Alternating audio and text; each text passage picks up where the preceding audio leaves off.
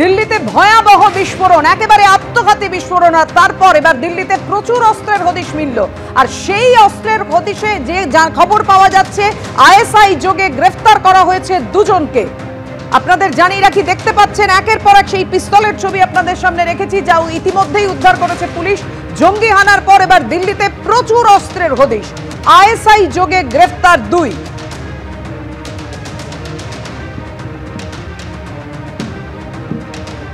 দিল্লিতে ভয়াবহ জঙ্গিদের আত্মঘাতী বিস্ফোরণের পর এবার প্রচুর অস্ত্রের হদিশ দিল্লিতে। আইএসআই যোগে গ্রেফতার দুই। জম্মু কাশ্মীরের সাম্বা সীমান্তে ফের পাক ড্রোন। বিস্ফোরক পাচারের চক্রান্ত করছিল কি জঙ্গিরা? খতিয়ে দেখছে গোয়েন্দারা। পাশাপাশি দুটো ছবি রেখেছি আপনাদের সামনে। দিল্লিতে প্রচুর অস্ত্রের হদিশ, আর অন্যদিকে সাম্বা সীমান্তে পাক ড্রোনের দেখা মিলেছে। বিস্ফোরক পাচারের চক্রান্ত করছিল জঙ্গিরা, খতিয়ে দেখছে গোয়েন্দারা।